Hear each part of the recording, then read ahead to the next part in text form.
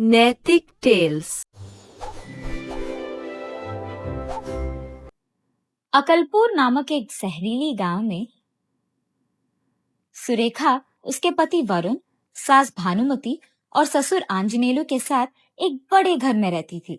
बाप बेटे दोनों उसी गांव में एक दुकान में सब्जी बेचकर आए हुए पैसों से उनके परिवार का देखभाल करते थे। भानुमति बहुत आलसी थी। वो कम से कम उसके खुद के काम नहीं करती थी। वो अपनी बहू को बस सारे काम करते हुए देखती थी, मगर उसकी कभी कोई भी मदद नहीं करती थी। हमेशा बस घर पे पड़े हुए सोती रहती थी। उसके बारे में सबको पता होने के कारण कोई भी उसे कोई काम करने के लिए नहीं कहता था। एक दिन दोपहर के समय में सुरेखा उसके सास को खाना परोस रही थी।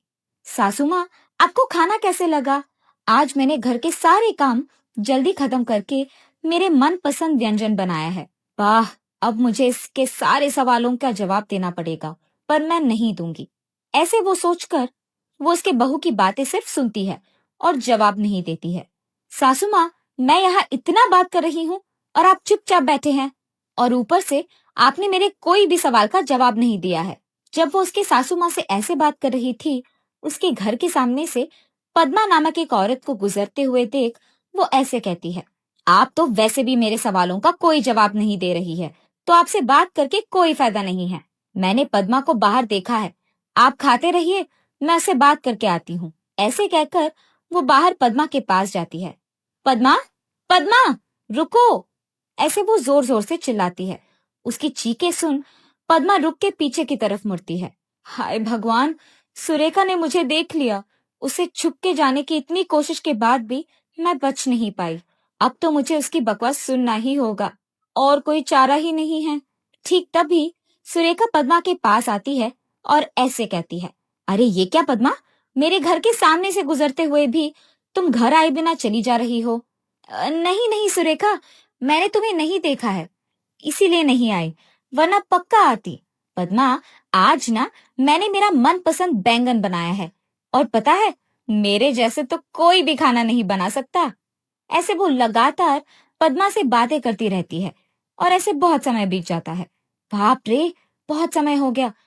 अब अगर मैं इसे नहीं रोकूंगी तो ये सारा दिन मुझे ऐसे ही खड़ा करते बात करती रहेगी। सुरेखा, मैं स्टव पे चावल रख के भूल गई, मुझे तुरंत घर जाना होगा। हाँ ठीक है पद्मा, मुझे भी अंदर जाना होगा।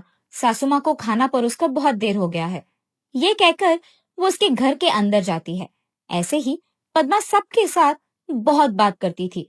नया हो या पुराना, उसे कोई फर्क नहीं पड़ता है।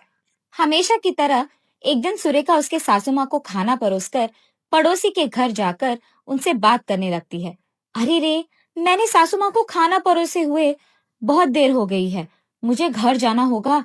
चलिए मैं निकलती हूँ। हाँ, भगवान का शुक्र है कि इसको उसकी सास की याद आ गई है, वरना वो सारा दिन यही रह जाती। और ऐसे सुरेखा उसके सास के पास जाती है। सासू माँ, हो गया आपका खाना?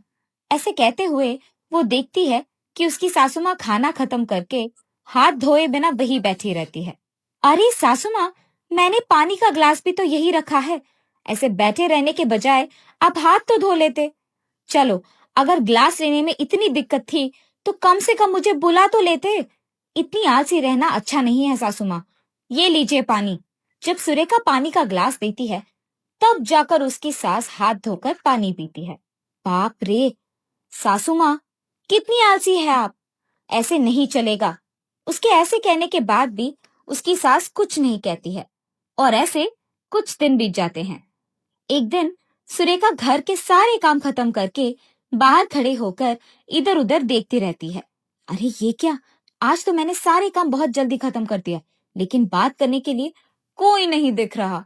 यहाँ तक कि मैं बाहर आकर भी देख रही हूँ, इस रास्ते से तो कोई नहीं गुजर रहा। इतने में उसके घर के सामने से दो औरतें गुजर रहे होते हैं। तब सुरेखा उनके पास जाती है। कौन हो तुम लोग? मैंने तो तुम्हें यहाँ कभी नहीं देखा है। कहाँ रहते हो तुम? यहाँ से कहाँ जा रहे हो? सुनिए, हम दोनों बहनें हैं, इस गांव में नए आए हैं, बगल वाली गली के एक घर में किराए पे रह रहे हैं। अच्छा, ठीक है, आप कह रहे हो कि गांव में नए आए हो, तो अगर कोई चीज की जरूरत पड़े तो मेरे घर आ सकते हो। ऐसे वो उनसे बिना रुके बात करते ही रहती है और ऐसे ही बहुत समय बीत जाता है। सुनिए, बहुत देर हो गई है, अब हम घर चलते हैं, कल पक्का तुम्हारे घर आएंगे। ये कह के वो दोनों बहनें उनके घर चले जाते हैं।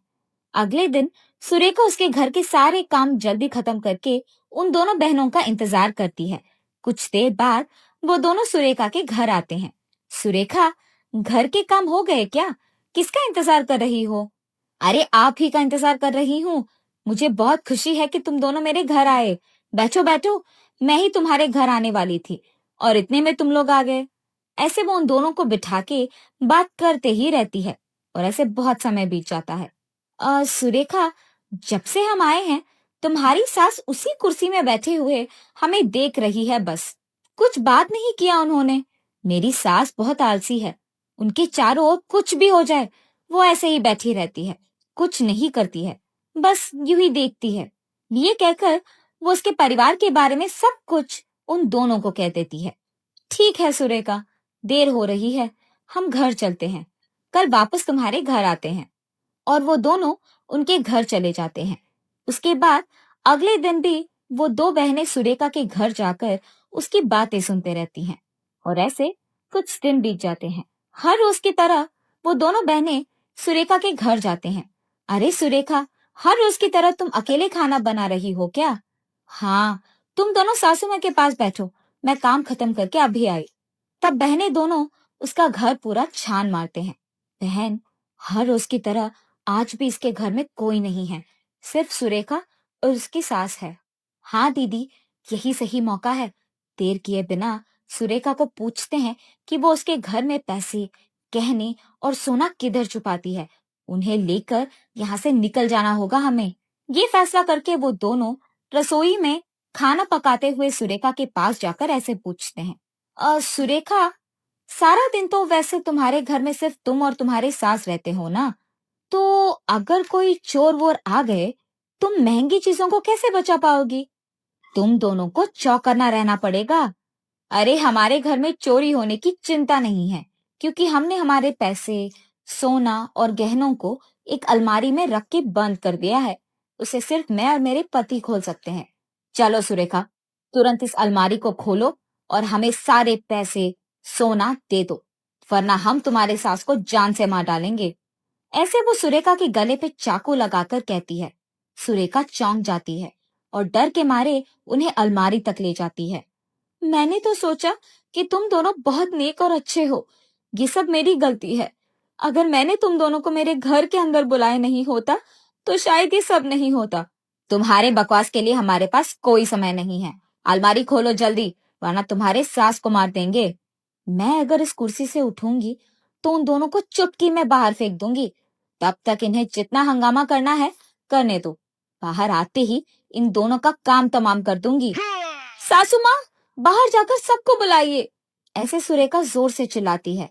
तुमने खुद तुम्हारे घर वालों के बारे में हमें बताया है। तुम्हारी सास इतनी आलसी है कि खतरे के समय में भी वो उस कुर्सी से नहीं उठेगी, तो उन्हें बुलाकर कोई फायदा नहीं है। ये कहते हुए बहनें दोनों सुरेखा के मुंह में कपड़ा घुसाकर उसके हाथ और पैर को रस्सी से बांध देते हैं। मेरे बहू को उन लोगों ने रस्सी से बांध दिया है। बाहर आने दो, उनको मैं एक सबक सिखाती हूँ। ये सोचकर वो उन दोनों को बस देखते रहती है और इस सब के दौरान वो बहनें उसके अलमारी में मौजूद सारी चीजों को लेकर घर से निकल ही रहे थे कि सुरेखा की सास उन्हें देख ऐसे सोचती है। वैसे भी ये लोग सोना और पैसे ही तो चोरी करके लेके जा रहे हैं। जाने दो, अब मैं इस कुर्सी से नहीं उठ पाऊंगी। उन दोनों के जाने के बाद भी वो उसके बहू को रस्सी से मुक्त करने के लिए भी नहीं उठती है। ऐसे ही शाम हो जाता है। शाम होने के कारण जब उसके पति और बेटा घर आते हैं, तो सुरेखा को ऐसे रस्सी में बंधे हुए देख चौंक जाते हैं। भानुमति, बहू को ऐसे रस्सी में किसने बांधा? उसे मुक्त करे बिना तुम यहाँ क्या कर रही हो? क्योंकि भानुमति उन्हें कोई जवाब नहीं दे रही थी, वो सुरेखा के मुंह से कपड़ा निकालकर उसके हाथ और पैर को रस्सी से मुक्त कर देते हैं। तब जाकर सुरेखा उन्हें जो कुछ भी हुआ बताती है। बेटा, अब ऐसे रोककर कोई फायदा नहीं है। अनजान लोगों से ज्यादा बात करोगे तो ऐसे ही होगा, और तुम्हारे साथ ही मेरी बीवी का भी गलती है। उसके आलसी रहने के कारण ही ये हुआ है। ससुर जी, मुझे माफ कीजिए। आइंदा मैं ऐसे अनजान लोगों से हमारे बारे में सब कुछ नहीं बताऊंगी, ज्यादा बात नहीं करूंगी। पापा, जो हो गया सो हो गया। मेरी बीवी में बदलाव आया है, यही मेरे लिए बहुत है। मगर कल सब्जियां खरीदने के लिए भी हमारे पास पैसे नहीं हैं। अब हम क्या करेंगे? बेटा, हमने मेहनत से ही तो ये सब कमाया है, आगे भी यही करेंगे। फर्क सिर्फ यही है कि अब 2 के बजाय 4 लोग काम करेंगे, बहू और भानुमति भी। सुनिए, तुम तीनों काम करो, मैं नहीं कर पाऊंगी। भानुमति, तुम ये आलसी रहना छोड़ दोगी और काम करोगी, बस बहुत हो गया तुम्हारा। उसके पति के ऐसे जोर से कहने के कारण वो कुछ नहीं कह पाती है और तब से बाप बेटे उनके पत्नियों से भी दुकान में काम करवाते हैं। अगर मैं उस दिन आलसी नहीं बनती तो शायद आज मुझे काम करने की कोई जरूरत नहीं पड़ती। अब तो मुझे चुपचाप काम ही करना होगा। इस हालत की वजह तो मैं ही हूँ। मुझे कम से कम अब से बेवजह इतना ज्यादा बात करना नहीं पड़ेगा। और ऐसे तब से सुरेखा ज्यादा बात नहीं करती है और भानुमति भी आलसी नहीं रहती है। चारों काम करते हुए, पैसे कमाते हुए खुश रहते हैं।